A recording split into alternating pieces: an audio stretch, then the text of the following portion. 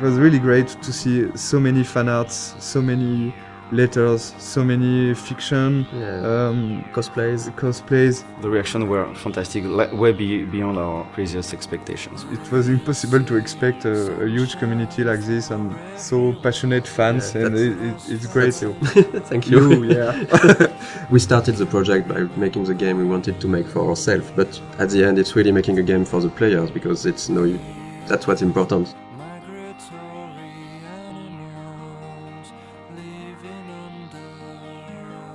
So welcome to the dev commentary of Life is Strange. We're really happy to be there and talk about the game. Thank you for watching. Thanks. I'm Raoul Barbet, one of the co-game director of the game. And I'm Michel Cor, the other co-game director of the game. We are two game directors working on one project, so it's really interesting to work that way. It can be hard sometimes, but I think it's a really interesting creative process, because we can challenge each other on a lot of aspects and find always the better solution for what's best for the game. If only Michel or Raoul was directing the game would have been really different. They both know how to make a game. Like they're not stuck in their field of expertise. They know a lot of things about each department, and they had this direct contact with the teams. I'm more from the audiovisual and movie scene, so I was in charge of all the cameras with the camera team. I work a lot with the sound design team also, with the music. And myself, since I'm from an illustration background, my specialties were more on the art direction, and later, for this game, I'm starting to work way more with the narrative team and the voice recording sessions. It was cool because they have a similar vision for the game, so we didn't have a yes from one and a no from the other. Actually, Michel and Raoul are in the game when you think about it, because there are two game directors, so we have a contraction which is Michel. But if you put it the other way around, it's Raoul and Michel, so it's Rachel. I'm pretty sure they did it on purpose. The idea behind the game was because both of us worked on Remember Me, and there were some sequences in this game called Memory Remixes, and one of the founders, Hervé Bonin, asked this small core team to think about a game with this kind of mechanism. Very quickly came the episodic adventure game, because we wanted really to do something like that. There is really a lot of good interactive ways to tell stories. On an episodic format, you have to make a lot of choice for episode 1, because you won't be able to change after. A lot of assets have to be there in episode 1. Yeah. So the menu is one of those assets. It was interesting because there was a lot of variations. We did a lot of tries of what we wanted to show in this menu. The idea was really to basically show the most important locations of the game. So we can see the Blackwell Academy on the top right, we can see the lighthouse, we can see the town of Arcadia Bay. We were really trying to give a sense of location and just showing like the game world with the menu. We really wanted to make the player feel that all areas are connected, and the menu is a great way to do that. One of the main importance for us for the game was to have a peaceful game with this sense of you can take your time, and we wanted to reflect that from the menu, so we worked on those small wind effects and the leaves that are going around and the nice and soft music. It was just when you start the game you should feel quite at peace and comfortable. And even when the menu evolves in each episode, there is some small details that are changing. Like for the menu for episode 4, you have the beach whaled. That's this kind of details we wanted to just add with the variations of the menu. The game takes place in Oregon, in the Pacific Northwest, in the United States. When I went back there on vacations, I've seen a lot of places that really looks like what we did in the game. So I guess it was a really big job of references to be sure that everything was correct, but it's also something that's really exciting about making a game, that you have to look at everything and to reproduce reality, and with of course our own lens and stylizations, but we really wanted this to feel like being in Oregon. Sometimes people ask us if we choose to have a game in the United States for marketing, for selling the game. We knew that we were fans of like TV shows like Twin Peaks or X-Files. They have those trees and the Pacific Northwest feeling. I think they are a great example of a small community thinking that everybody know each other and everybody is happy, but when you put something inside this community, it could be something supernatural. You discover a lot more. And it's really a way to shift things around and to bring chaos and interesting variations on the characters. And in the end, Life is Strange is really a game and a story about the characters, about their lives. It's not a story about the sci-fi elements. The sci-fi elements are just for us. They were just here to make things interesting.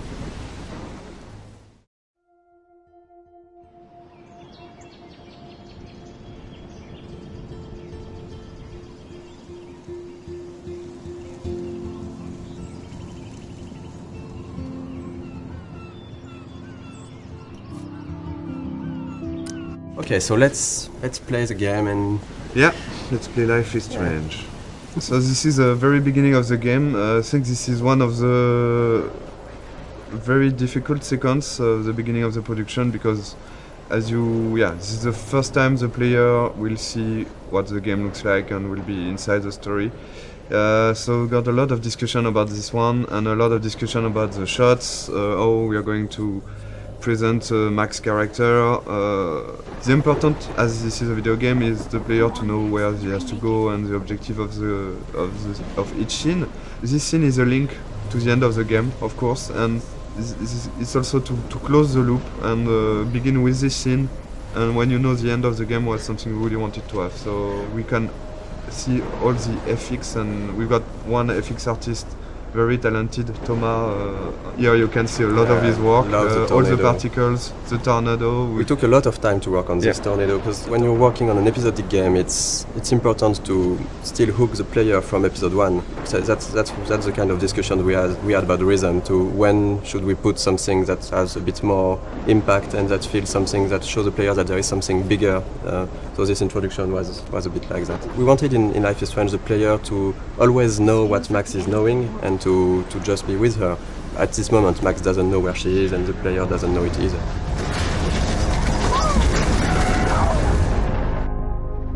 We're back to the high school, and which is one of the most important settings of the game, of course, the high school setting and the Blackwell Academy.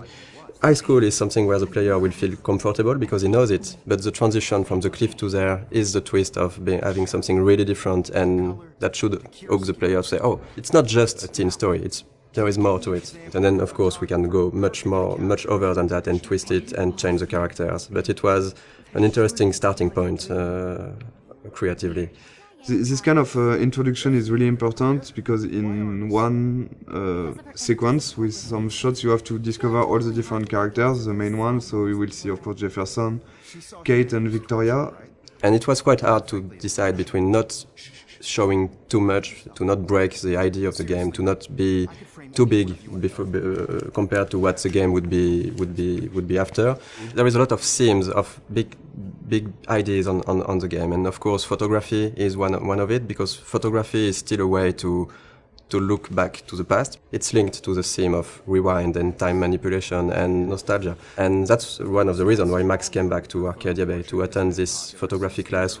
I think for the player to be like Max back in this town when she don't know everyone, but you've got to respect the schedule. It's really, as a player, something great to discover. Also, the lighting was really important in this scene to break the cliff ambience by this sunny atmosphere and all this light coming from the windows. And maybe we decided to have a private high school rather than just a regular high school for the photography course. But it was also to be able to have less students, because we wanted the story to be a bit more intimate. We didn't want it to be like this huge high school with so many students. But based on what the player is doing, you can really learn more about them and see that they're actually not just the stereotype and the archetype you would think they are.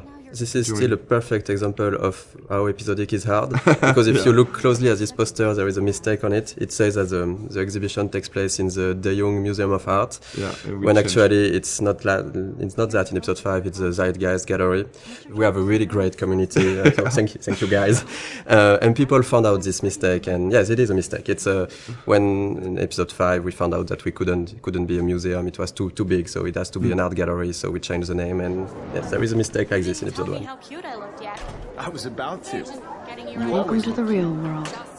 We really wanted to have this feeling of being part of a whole high school. So it means a lot of people, it means bullying, it means difficulties when you're a teenager in this kind of world. And showing the different cliques and different kind of teenager. I think a lot of players love this introduction. The use of music here is really important. Is as Max feels insecure in this atmosphere, we wanted her to isolate, and the music is a great way of isolate yourself when you just want to be on your own. And so since the beginning of the game, we were working with licensed tracks, licensed music. We test when we are testing and prototype some scenes. We put some licensed tracks from artists we love, and Scene Matters was one of them.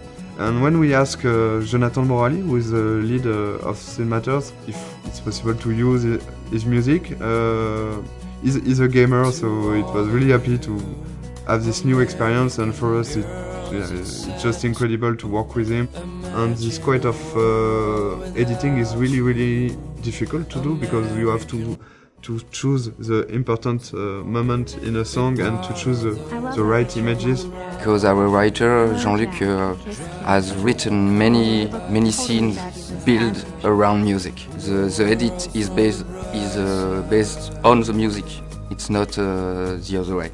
The music is really important in the game. It explains a lot about the characters, because the choice of the music, the choice of the artist means a lot. For example, Chloe won't listen to the same artist as Max. For the anecdote, for this guitar part, we asked the lead singer of Scene Matters to take his guitar and to play on top of Gonzalez's song in a clumsy way, to be sure that it would be like Max playing guitar.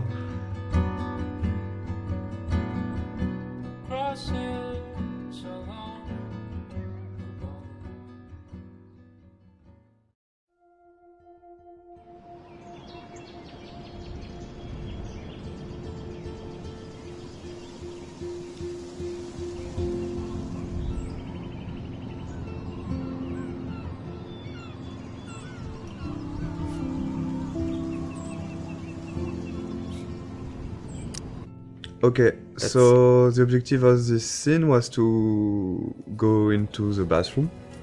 I think you can hear the great sound work. Sebastian, your lead, has worked a lot on this kind of effects. When you take out your earplug, you can hear more the ambience. And this kind of art is done by our main concept artist.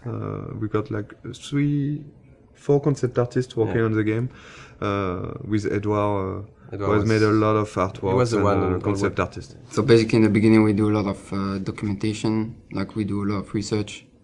From all those pictures we can find on the internet, every room, every character needs to tell you a story, who they are, what they do. And just for following the scene, even for the mood, when it's still the rhythm of the game. So we wanted this scene in the bathroom to have a really cold and harsher and more contrasty lighting, to be different from the soft and warm lighting from the art class before. Seeing this scene, there was here one of the mistakes we have done with the game. For example, when Max is tearing apart the Polaroid. In fact, I don't know if you have tried to tear apart a Polaroid, but it's quite impossible. Yeah, you can. We tried it. You can't do it. It's too strong. It's plastic, it's and it's impossible to tear it like she does. But of course, there is a lot of symbolic behind this, and so we decided to keep it, even if It's non-realistic. Maybe it's a bad Polaroid quality, and we can do it. So you can see the butterfly coming in from the window. Of course, there's a lot of symbol behind this. The butterfly, of course, with all the butterfly effect thing, and the fact that Chloe has got some butterflies on her tattoo, and the color of her hair based on the color of the butterfly. Really something we wanted to. Here the blue butterfly is really, really important, and of course at the end of the game it's much more important. One of the fans' favorite, and of course a character we really love, Chloe. She's one of the most important characters, because at the end the choice is about her. It was really important to create this character the best way possible, so the player would learn to care more and more about her. But we really wanted her to be not that nice at the beginning, so when she's evolving during the different episodes, and she's getting nicer to Max, people would care even more about her because she changed, and she likes the fact that she changed. If she was the nicest person from the beginning, it wouldn't be, I think, as effective that her going forward and changing toward Max. Sometimes some players hated Chloe during the first episode, and I think it's not a bad thing, because you can dislike a lot of things about her personality, and after in episode 3, and of course at the beginning of episode 4, there was really something more to this character, and I think it's like having in real life with a friend. There is always some things you don't like, and the relation between Max and Chloe talk about that, and I think it's really interesting to see how the player will learn to like more and more Chloe. And I think it was one of the biggest challenge of the writing process, because we have 5 episodes, we have a limited amount of time, and we need to find the good beats and the good pacing to make those characters evolve. It's a really intimate story, and it's mostly just centered on just emotional moments. All of the major choices that you make in the game are emotional. The heart of it is the relationship between Max and Chloe. It gets really dark, and things get really hard for Chloe and really emotional. In the game, one of our goals was also to be able to talk about real-life issues, about some social themes and difficult themes that can be experienced in real life. I mean, it's different to other games where there are bigger issues like a situation of life or death or war or stuff like that. And in this game, we wanted really to focus on more human issues on a smaller level. The mood of the game and the themes of the game. It's the themes that we tackle in the game are not something that you see often in other games. We try to be mature about it. We try not to force it onto players, and we try not to be too brutal about it. We have issues like domestic violence, family issues. So talk about drugs, alcoholism, depression. It's really part of a reality, and I think it was really important for us to not avoid that. And I think it's a great video game is also a great media to talk about that, because as a player you will be involved maybe more than just looking at a movie or reading a book. You will be really part and actor of this experience. We were not sure that Square Enix, the publisher, would approve all the themes, the intense scenes we have, and how we deal with them. And really early in the discussions, we were relieved to see that they didn't want to change anything. They just wanted to make sure that we deal properly with the scenes or themes, and this is exactly what were our intentions. So it's again a key scene for episode 1. It's the first time you see Nathan and Chloe. First scene with the character is really, really important. We got a lot of information to give to the player. And we needed to show that Nathan was quite a troubled child, a teenager, I mean. So this is him talking to himself at the beginning. We had to fine-tune and to find the good words to use. Then we see Chloe for the first time. We have to show what's her character. So she's direct and a bit pushy to Nathan. We need still to understand what's happening. So they're talking about money, about drugs. We had to find the right hints to give to explain things. So we don't want to lose the player.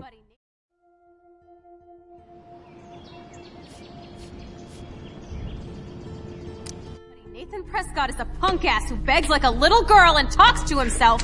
You don't know who the fuck I am or who you're messing around with. Where'd you get that? What are you doing? Come on, put that thing down! Don't ever tell me what to do. I'm so sick of people trying to control me! You are going to get in hella more trouble for this than drugs. This scene, this is the starting point of Max discovering that she has this weird power, because basically this adrenaline rush and looking at Chloe getting shot, that's how she can trigger that for the first time, and she don't know really why, but that's the seriousness of the situation. Then you'll go back in the art class. So we really tried on this scene to show the déjà vu feeling. So the editing and the shots were there to give this weird feeling to the player that, okay, I'm living that again and again, looking at the different moments that the player saw the first time in this scene. So yeah, for the editing in this sequence, we wanted to keep the same elements, but not necessarily the same shots. You can see that first 3 shots are the same, I think, and after we begin to change a little the point of view, so you understand that there are the same events going on, but just seeing from a different point of view. And I think, to be perfectly honest, we don't have a good explanation for why she's going back to the art class, because we needed it. I've got one, but I will never tell you. I don't think it's a mistake, and because we also needed to explain to the player, so the player can learn how things are working, and it's quite hard to do. So we took this freedom to have Max go back to the art class, which, even if it's a bit contradictory with how her power works after that. We are using this to explore more of Max's personality, of the characters, and because that's the way we created the character. Max, as we've seen that with what she's thinking. She has a lot of insecurity. She has issues to go forward in her life, to take decisions, and now she has this ability to not going forward, but going even backward. So it's an interesting storytelling device to question with her character and with the player, of course, to question choice and consequences, to question fate, to question really interesting issues. I think Max would never have changed as much as here in our story without this power and without this sci-fi element. So it puts the player in a very interesting position, because she will ask himself why he's doing some interaction. He can undo the interaction and try something else, but also Max, by doing this, will ask herself, am I doing the right decision? Is it the good choice or not? So we deconstruct the mechanism of classic adventure game, just by adding this power and the fact that you can undo things and try another things. Of course, in most games, you can do it with quick save, quick load, but it's like you said, it's only the player who do that, and that's one of the main themes of the games. That if I had the power to rewind and to change things, should I do it? Because sometimes it can be really seen as lying, as if I say a lot of things that you don't like, and if I go back in time and don't say them to try to, so you're not angry at me, it's a bit tricking. So we are really asking those questions, and in the beginning of the game, we are letting the player and Max do it a lot. She's getting to make a lot of friends with this rewind. But later in the game, and especially in episode 5, we are really questioning this to see maybe it wasn't the right thing. Maybe what you did to try to lie to people with your power, was it really good? And that's something that can be interesting for the story, but also to ask the player at a moment. I think this is what we wanted to do also with this game, to show that it's difficult to make the choice, and it's even more difficult to live with it, but you have to learn to do that. And even if you could hesitate a lot, there is no perfect way to do things. Okay, if I'm crazy, I might as well go all the way. Can I actually reverse time? So that's basically that the first time the player will actively rewind. So we have Max thinking that, okay, I just got back in time. I'm in the art class, and so that's why we made her break her camera, because we needed to have an element that the player will see that we will rewind. So we can really explain how do you rewind. So Max broke her camera, and then she's thinking, okay, if I got back in time, maybe I can try to do it again and revert that. So that's the first real rewind the player is actively doing. It's okay. We don't really want the players to use the rewind all the time. But since it's important in the beginning of the game to really show the player the tools he have, and it was important for us to have this in this scene, to have a lot of use of the rewind, so he can really, okay, I know how it is now, and now I decide if I use it or not. I hope I have enough time to get to the bathroom. Please, please. I can't tell anybody. They'll think I'm crazy. Since we are really playing the game with the point of view of Max, for her, not everything is clear, so it shouldn't be clear for the player. But there is a lot of hints that should really guide the players to understand what's happening. We have a lot of symbolism with totem spirit animals. We have the doe, and you can clearly see in episode 4 that the doe is linked to Rachel, and it's basically somehow a presence of Rachel that's guiding Max at moments. I'm not sure that a lot of players notice that, but in episode 2 actually, when you see the doe in the junkyard, it's precisely where Rachel is buried. There is this mystic feeling around the town, and since we didn't want to clearly explain everything, it's part of what makes Arcadia Bay a bit different and a bit special.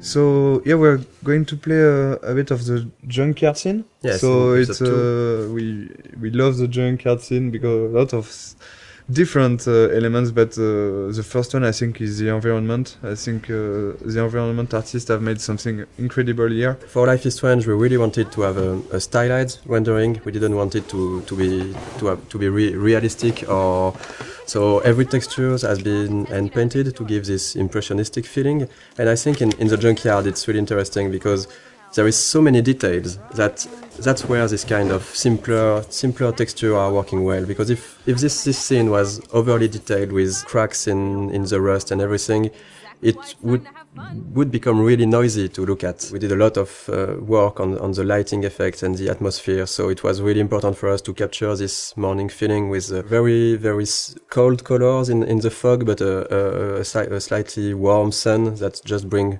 some soft and warm feeling to the scene. This scene is also a good example of what we want to do in terms of environmental storytelling.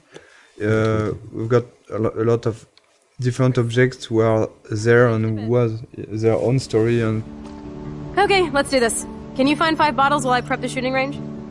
Beer and guns? Nice combo. You can handle it. Now go find us 5 bottles. This is one of the best puzzles of the game, I think. Yeah, I think it is. I think it's mostly the final bottle that was really hard to find, and we did a mistake on it because it was maybe too well hidden. Our goal for this was just to allow the player to push the player to visit the place while looking for those bottles, because there is a lot of interesting things to discover. Basically, the junkyard is where Chloe brought Max to try her power, but it's also where Chloe and Rachel were hanging out together before Rachel disappeared. So this place here was this small hideout for Chloe and Rachel, and we tried a lot of what we did in the whole game with the environmental storytelling can be seen here, because there is a lot of everything that we really like to tell with the environment. It's a good way to, of course, to show more to the player. So it's also to give rewards to the player who want to know more about the characters and who is curious. Because you can do this whole scene without looking at every details, but there is some hidden stuff. This one is harder to find. I think that not every player find it. And this is a big letter that Rachel wanted to write to Chloe, and maybe never gave it to her. In Life is Strange, we really tried to put a lot of attention to the details. So we have a lot of various levels of things, and if you look around, you can find some really, really small details that are useless to the main story, but interesting. Actually, we start to play with that, putting more and more things in corner, in dark area, to see if the player can spot it or not. And usually they did. There's a noticed things that we thought they could not notice, like on a shirt. We have letters that when you put in the right order, it says no fucks given, and they noticed. I don't know about this. Are you afraid of getting in trouble? Oh, boo-hoo, Max is afraid. I know you can handle this, and I'm here to guide you. Make me proud, sister. Life is Strange really is a game about choice and consequences. So we have a lot of choice you can make in the game, which will have consequences later on in the same episode or in the other episode. And there is one big choice in this scene, right, that will happen, for example. Yeah, the idea for each choice is really to have not easy choice to take, even if it's not life or and death choice. Like you could have in other game, or it's more everyday life choices. The important is really to make your own and to decide to live with it. So that's why with the max power, it's of course more difficult because you can try a choice. You're not sure, you're going to rewind and you're going to make the other one, but the important is if you want to continue and to move on, you have to keep on one and live with the consequence. So this is in this choice in particular. What do you want to do, Michel? The first one. I don't think I would shoot a guy anyway, so I would say. We won't shoot. I won't shoot. So you can see directly some consequence. It means that you don't have gun anymore because Frank is going to take it. Chloe will be pissed off. You can of course rewind and try the other one. But something that's really interesting, because it was a lot of work at the beginning, because we were thinking that if you have the rewind, does it not completely destroy the fact that you are making choices?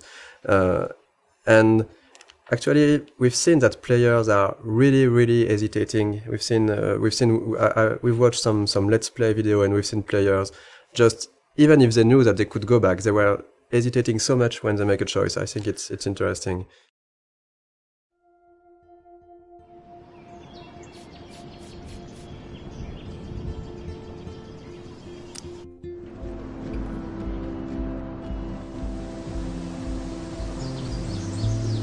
Here will be out of the campus for the first time for the player. So this is the first time the player will be able to use his power when he wants. He can do before, but there was no so many interaction and puzzles. Here there was we really wanted to have a lot of different things to do, talk with people, use the power just to see fun stuff. But we use this kind of environment for the players who like to take their time and just to talk to characters, to look around. It really gives a sense of presence to Max, to the world. The important aspect of the game is really to give some rewards to the player who want to do that and want to take his time. So with this kind of sequences, for example, we give what we call a reward, but in fact it's just new element of the game. For example, here you will have new layer of music. You can hear some new layer of music. You will have all those camera shots that you can't have inside the classic walkthrough and classic gameplay in third person. So this kind of beautiful shots you have only because you have chosen to take your time and to sit on the fountain. So the music, the shots, and of course the voiceover of Max also at the beginning. We hear what Max is thinking just here. So this kind of rewards will push we think the player to do that again and again. So this is really something we wanted to have. In this game, it's always feeling a bit like what Max is feeling, and it was we really wanted to focus on those moments. It was really capturing the moment when you can really take your time to reflect on yourself, and that's what Max is doing in those scenes. That's something that not a lot of games are doing, to let the player take his time, because in a lot of games it's just like you need to go forward, you need to go to this checkpoint, you need to do this and this. Since the beginning, we wanted the rewind to be a tool that the player can use when he wants, where he wants. It won't be scripted rewind sequence, for example. On a technical point of view, you have to record all the different things that happens in the scene. Since you can rewind time, you can basically be at any part of the scene at any moment you like. Designing puzzles with the rewind was very, very hard. When you think it's done, you think you've seen everything about it, you think the situation is in place and is going to be working well. There's always this tiny little thing that's fucking it up. Those elements are not really deterministic, so when you rewind, you're not sure that you will be able to restore the particle system in the same state. Seriously, do not forget I need those papers before tonight. Like now. Thanks, Sherry. And this is the dormitories. This is also something that was interesting for us, is to talk about dorm life. We wanted to use this setting because we can really talk about social issues, like the girls have their room. Do you really like the people who live next to you? How the relationship are working inside the dormitory? Like right now, it's interesting is you have different music that can come from the different rooms.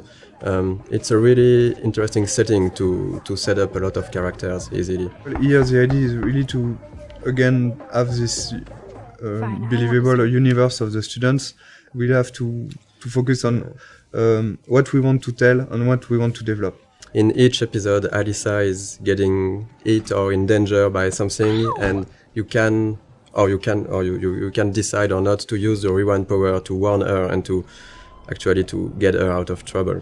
And again, I think it's links to also the Kate story and this kind of stuff. It's not just here to have fun. It's also to talk about those difficulties you can have when you could be someone like Alyssa and having this kind of problems.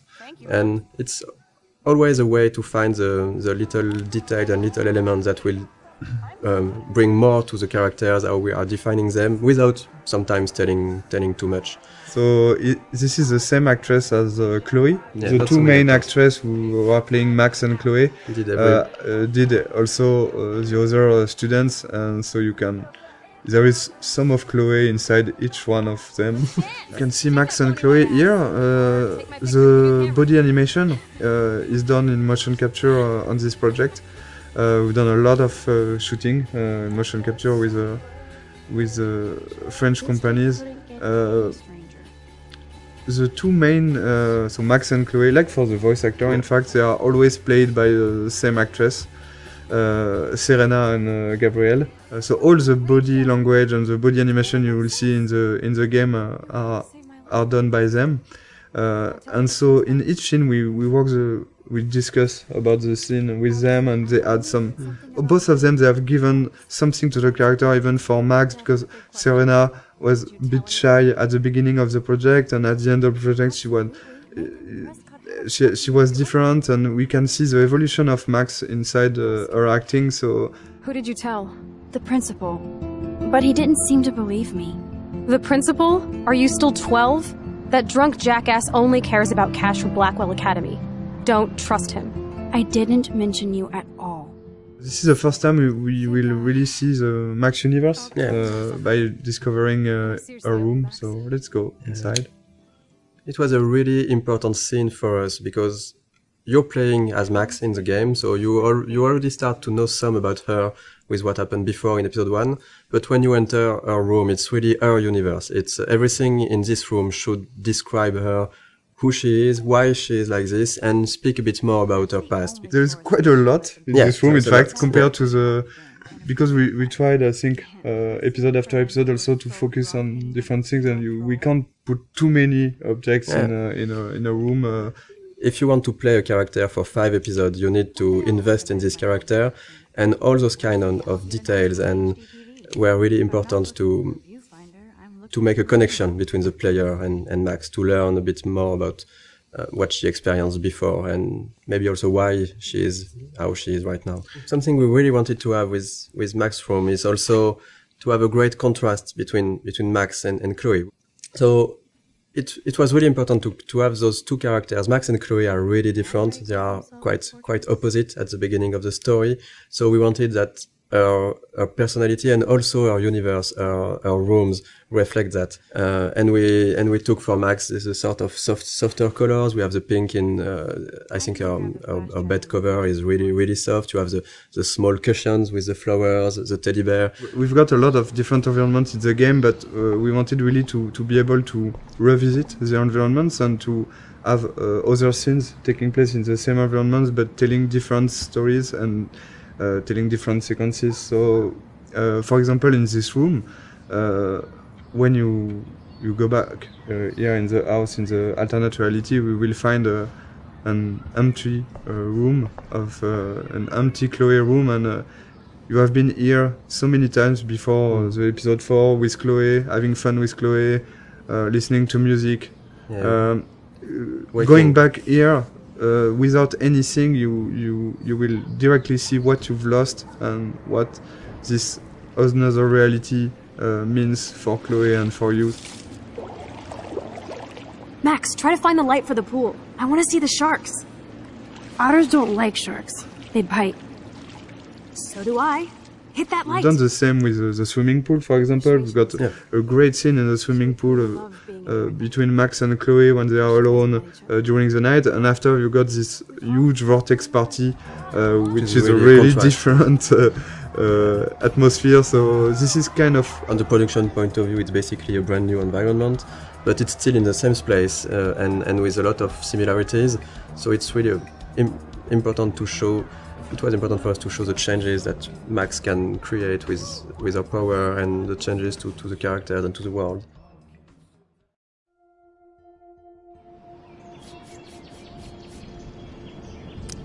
Stop treating me and my mom like we're your family platoon! Hey! Leave Joyce out of this! I wish you'd leave Joyce! Like now! Seeing this kind of family violence, and it's something you can have encountered as a player. I think we all know some people who got some difficulties, and you can have by yourself also. Here, the choice you're going to take will have consequences on the relation between Max and Chloe, but also on her father.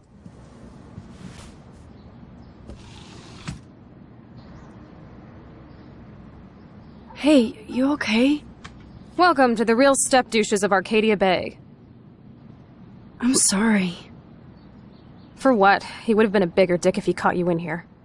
David could seem very archetypal. Yes, and again, one dimension at the beginning, but then we are making episode after episode, you can see that maybe he's very he's got his own reason to be like this. And I think not at any moment we are justifying the fact that he could hit Chloe or be how it is, but just showing a perspective that not everything is black or white. So we did a lot of research to be sure that we were dealing with those themes in a good way. Too much gamifying this, we could really maybe hurt some people. And if we are talking about issues those people have had and not making it right, it could be worse, and it couldn't be the opposite of what we wanted to do at first. So here is a Kate character that you have met in the first episode, but not so much. And the episode 2 is really focused on Kate and Kate's story and Kate's difficulties. So, but this scene is a good way again to how we try to advance the story about Kate, but also try to show more of the other characters, Victoria and Taylor. So we are continuing of what was shown about Victoria in episode 1, like of course that she's really a mean person, that she's harassing Kate because she makes fun of her. Looks like it. And so this kind of scene, yes, is we are really trying to advance the story, bring out more of the characters, and of course there is great cameras on it. All over my face. Max Selfie thought she was a badass taking that picture. We wanted really to talk about all the cyberbullying, the fact that it's quite difficult for a teenager nowadays to be connected as everyone is now. I think everyone has got a phone, is connected always. We are using the text message a lot, and we are making fun with that. So we are really thinking about both sides of the social media. On the other hand, you've got this dark aspect of internet, which could be really difficult to live. I think a lot of players could recognize some of them inside Kate, and we've received a lot of letters from players who say that helped us also to realize what they've been through. Yeah, we wanted to have this scene since the beginning. We are quite happy that we managed to keep it, and work with Square Enix was great for that. We managed to keep a lot of difficult scenes like this one. It's not only about talking about those themes, it's also to be sure that it's anchored inside our story. And here, of course, this experience and the Kate story will push Max to think about our power, to think about the consequences, to think about the relation with other characters. That's actually the one time in the game where Max's power fails her. So when you arrive on the roof, you are really by yourself. You have to talk Kate out of jumping, and this was also the second part of what we wanted to do with this sim, is to show that if you care to the people you like, you can help them, and that's basically what Max has to do at this moment, is really to care about Kate, to show her that she knows her, that she's her friend, and to really take out of jumping. I think that something that was interesting on writing all these scenes, and is even in episode 1, you know, Kate was written as somehow as some type of archetype. She's a bit religious. She's for abstinence. She has this basically pro-life ideas. So maybe some of the players could think that she's boring character, but the way we evolved her and write her in the other episode, we really wanted to show that even if you go past the first appearance of someone, that's something that you might feel not interesting or different to you, you can find really good things and interesting things in each person. And I was really happy the way that the community reacted to Kate as a character. We didn't want to gamify this kind of thing. We still have to have rules for how the things, even if it needs to be really in the background and for the player to not to see those rules. But in the end, we still need to create the scene with the scripting and a way to make it work. So it was really hard to find the good balance to make it feel the more transparent as possible for the player, and just find a good way to have the feeling that it's really a dialogue between Max and Kate. And it was a really hard one to write. There is a lot of branches, there's a lot of variations, and I think even in the voice recording it took a really long time. Yeah. It was one full session just for Hannah and Diane, who plays Kate. It was really important for us to keep this going after in the other episode, and not just we have done the scene and so no, we go to the following of the game. I'm going to be here for another day until my family comes out to visit. How are they treating you? Like they need to protect me forever. They're so upset, and I know they feel guilty even though they didn't do anything. I was surprised how many we wanted from to talk about this theme of euthanasia, but to find a way to talk about it that would be respectful for any sort of position. Because it was really important to not try to say this is right, this is wrong, and to let the player really see how he wants to play this scene at this moment, based on what he felt for the situations, for Chloe, for her parents and everything. And that was that was not easy to find this balance when doing that. And again, it's because it's interactive and it's a video game that this scene is so strong. I think if you just see a scene and just this is the director point of view and that's it, I accept it or not. But here it will be your choice. You really have to take your time and think about it before making your choice. So, and we've seen all kind of reactions. We've seen players who immediately say, "No, I can't do it," or other player who immediately accept what Chloe is asking. Of course, it's Chloe. I'm accepting, and a lot of others were hesitating for 5-10 minutes or so. And I think that we've been. I like that we did that, but we've been a bit mean to the player, because we give them a third choice of maybe I cannot take any choice on this. But then you have still to take a choice. Yeah. But I think it was strong, because it was what we wanted to do with that, is to show that at a point you have to take responsibility for your actions and decide something. You cannot get an easy way out.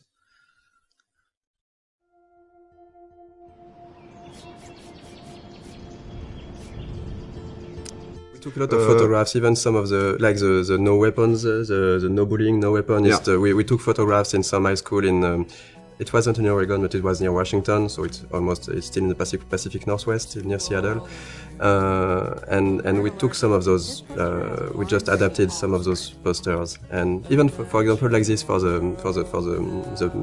map, we did a lot of research, finding real maps of real buildings and trying to be quite precise with the scale, the layout, the locations, because we really wanted everything to feel genuine and to You know, sometimes you can go really wrong in a game if you just start to forget about the scale and the detail. So we really wanted to have things right, like having this kind of fire hose at this place. And since the game takes place in October, and we are in the US, there is already a lot of Halloween decorations and stuff like that.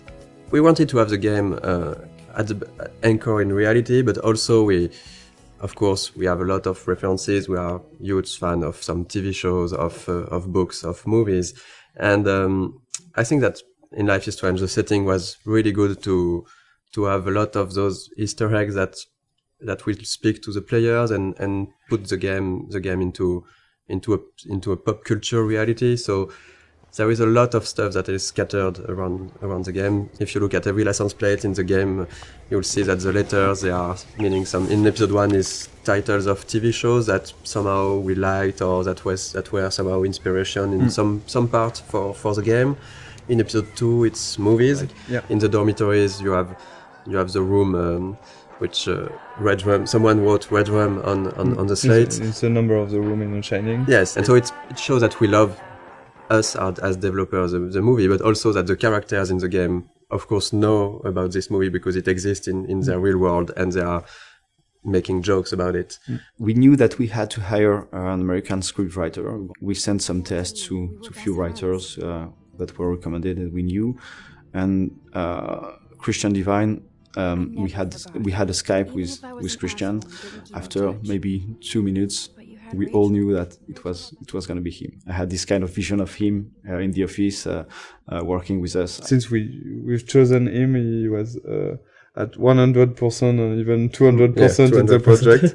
With us, he completely understood what we want to do with the characters and with the story and with the different themes we wanted to talk about. During the motion capture session, we asked the actor and the actress to when they meet, Max and Warren meet the first time here on the parking lot, we asked them, they were trying to kiss themselves, but you can't do that in the United States. In fact, as French, we were thinking that, it's cool, they are going to kiss themselves. Warren tried to kiss Max, to kiss Max on the cheek. We've never done that, so we changed after a discussion with a writer and a lot of friends. We say, okay, we should switch to a hug. So we changed the animation to have just Warren try to hug Max and not kiss her. And this is a kind of mistake we can do as French people. So we have to be very careful about that. And it was really good because in France you can. In say France, hello by kissing a girl like this, by just having a peek on the cheek, and not in the US. And this is the kind of stuff where having an American writer was really needed. We made some other mistakes, like on this parking at the beginning we had the parking spots which were really small, and Christian said to us that this is not American parking spots. In the US you have large parking spots because we have big cars, so we changed that. And we did that for various things, like sometimes a sign were not at the right position or something that was not perfectly true to reality. So, Chloe's house. This is the very, very first scene we've made for the game. So this is really the scene that we have modified a lot to create Life is Strange. This is also the scene with which we sold the game to Square Enix. That's the scene we showed to publisher. The first time I tried the game, it was the Chloe's room, a really early prototype, and it felt fantastic to play it. I was literally smiling while playing it because the scene was working really great already. Even though the environment, the characters were not final, it was really, really good to play. And we decided to use this scene because every mechanism is here, but there's also a scene that shows really what Life is Strange is, because it's a story about those two girls trying to reconnect. We had the two main characters. We had strong issues with what happened with David later. So we have the environmental storytelling when you're visiting a different part of the house. We have Zen sequence. It had the feeling that we really wanted to push for the game. This slow-paced, nostalgic feeling. I think that this scene is really a really good one to show that in episode 1. At the beginning, it wasn't exactly like that. We got different outcomes, and so the scene which is in the game now is really different from the very first prototype. At the very beginning, it was only the arguing with David we have done in motion capture, and I've played with Jean-Luc. So Jean-Luc, you were doing Chloe. Yeah, I was playing Chloe, and Jean-Luc was playing. No, I was playing David. And Jean-Luc is a great writer who has written the original story. So we have played all together because we didn't want to. We didn't add the money. In fact, to have a optic motion capture shooting. So we try by ourselves to have animation for the prototype, and the animation is quite ugly. The characters also are the ugly. first version were ugly, and there were at the beginning no textures. We had version with only the grey characters. We were really weird without hair, so we had a hairless Chloe. And I think Max is quite frightening. The smoke and all the FX elements, they are made following the same idea as non-realistic, but like it looks like undrawn smoke a little. But it's really, really beautiful, and our FX artist has made a lot of FX like this. We can see also the wind outside. The wind effect are really beautiful. And we tried to be as close as possible of the concept art. Like, ideally the game, we wanted it to look like some sort of animated concept art. And I think it's really the 3D environment artist and the concept artist, they did a really great job on that, because if you look at the concept art for this room and the 3D final scene, it's quite pretty close. We have those low detail textures, but this feeling of light but it's a lot of details that we tried everywhere. Even if the lighting, if you look just at the light on the drawer, even on the light, we have this small bending that gives the feeling that the light is hand painted. So we did a lot of work on everything, on lighting, visual effects, textures, to have this cohesive style.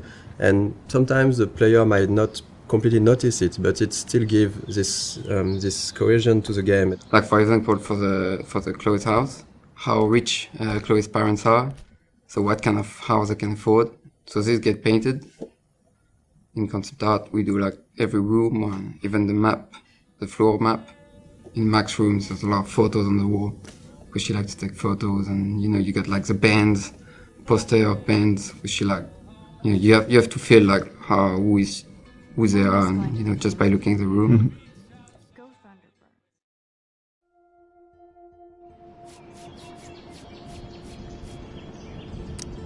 One of the most challenging part of working on the game with an episodic format was to create those two characters in a way that would really appeal to the player. So when you arrive to this final choice at the end of episode 5, if you wanted this final choice to work, we really needed the player to grow to love Chloe, to really get attached to Chloe. So two of the biggest challenge was, of course, the writing and the voice acting to make that happen. Of course, the story was written as a whole since the beginning, so we couldn't change massive stuff, but small details could be added. A line of dialogue for a character, or episode 3 when you visit Kate in the hospital, and it wasn't supposed to be here, but we've seen how people loved Kate. And we realized how much it was important to have a scene like this one. It's a way of finding the voice of the character. So sometimes you just need to think about expressions or words that one character will use and the other won't use it. And that's how you grow to like those characters. Because when in episode 3 or 4, Chloe at the moment uses the word Hela, the players were waiting sometimes for it, and they recognize that, okay, it's Chloe because she's using that. So we're working with Blind Light in Los Angeles, and they sent us a lot of different voices to listen to them, and we have to decide. So we decided with Michel, Sebastian, and the producer, and Square, which one we want. So it was quite difficult. For example, for Max, we've got like 40, I think. Yes, I guess we got 40 voices. Different castings. For Chloe, it was 30, I think, something like that. Most of the time, we were quite sure and quite agreeing on the actor. It was really, really hard for Max, because it's always on our mind, like, are we sure? Are we really sure that we're doing the good choice? Because it's so important. I don't know the number of lines she has in the game, but it's almost. I think that there is almost 14,000 lines in the game, and I think that more than 10,000 are from Max. I've never played a character that I related to so much. I have a lot of the same issues that she does with her confidence, and so getting to play someone that seemed so similar to me was really an extraordinary experience. I really feel like I'm growing with her. We'll help you. Just let me go and... The fun story is for Jefferson. The guy we choose is Derek Phillips, and after we choose him, I discovered that he was Derek Phillips, and he's actually playing one of the main recurring character in the show Friday Night Lights, which is one of my favorite TV shows. Well, this has just been really fun for me, especially coming from the standpoint where, you know, when I auditioned for the role, I wasn't sure if Jefferson was going to be the bad guy in this. So, you know, you just kind of came in and we would do our voiceover sessions, and he was just a cool teacher. So it was kind of neat to find out about this twist. I mean, I'd kind of heard that might happen, but I didn't know for sure if it would. So it was really, really fun to play with that. So we are really proud and happy to have Anna and Ashley for Max and Chloe. All the voice talents we've worked with were really involved. They've given something unique to those characters, and that's why it has worked also. It's because there is a part of their soul inside their character. For Hannah, for Max, one of the hardest parts is that there is so many lines of inner voices. So it was really important for Hannah to give something great for those, and I think it was quite the case. And for Ashley, one of the really hard part is that there is and for Hannah too, there is a lot of really emotional scenes. I really wanted to sell the moments, and I was putting, you know, pressure on myself to make you know, certain moments, like with Rachel, lots of the moments that happen in episode 4. I really wanted them to feel real. And I'm constantly on this roller coaster, so I had to figure out how to harness those feelings so that I could use them to illustrate what Max is going through. I remember during the voice recording session, for example, for the scene where they are discovering Rachel's body, it was really hard, even just for myself, to listen to the scene, and they told me after that they were, both of them were really crying when they were recording this scene. We knew already how we wanted to end each episode, but after we take a lot of time to discuss about how and to think about the editing and the framing, the layout of each scene. The endings of each episode. That was something really important, of course, because it's an episodic game, so the ending is crucial if we want, of course, the player to enjoy the episode and to want to come back for the next episode. So I think we looked a lot at also what can be done in TV series, because with the episodic format we were kind of the same way. At the end of an episode, you want either to bring back some element of the story, or in order to hook the player, or you can use a cliffhanger. And I think that we did both of that, depending on the episode. And right now this is the ending for episode 2. Yeah, the episode 1 and episode 2 endings are not the same, but it's the idea behind was really to show all the characters of the games, all the main characters, and showing that there is maybe something more going on. Yeah. And in episode 1, for example, we even show some characters you haven't met already in episode 1, Joyce and Frank. And you will find them back here at the end of episode 2 in small scenes. And we really wanted those in episode 1 and 2, those ends to be like a wide description of all the characters and all what's going on, and also showing other aspects of each character. For example, seeing David on the with his head on the shoulder of Joyce, seeing Victoria and Nathan in Victoria's room, seeing the principal and Jefferson arguing. This is kind of small hints that maybe will push the player to want to see more. Because this is basically the only moments where we are seeing those characters when Max is not seeing them. Exactly. And so we can just bring a bit more. We are not telling too much. We are just bringing a bit more on those characters, a bit of sort of mystery. And this goes with the idea that everybody might be hiding something or might be a bit different. Like Victoria here we can see her crying when clearly this was not the way her character would behave before. And having Nathan going into her room, we don't know what's happening between the two of them, but it's still bringing a bit of mystery and interest for the characters, for the player. When we worked on the cliffhangers for episodes 3 and 4, of course our goal was still to have a twist. We were really trying to go on with what was important for the story and not just having the shock factor. Maybe just want to thank you for all the gifts, all the support we have from you. Yes. And thank you very much to be so active and so passionate about the game, and we're really happy to see that those characters and this story and those themes means something also for you. This is why we are doing games, so we're really happy, so thank you. Yeah, thank you so much. We really think that you are one of the best community we've seen for games. I'm going to cry, Michel. Yeah, and this community is really nice. I didn't see a lot of bad words. You know, sometimes in video games community can go easily wrong, and it was it's really pleasant to read and to read everything that the Life is Strange community has to say.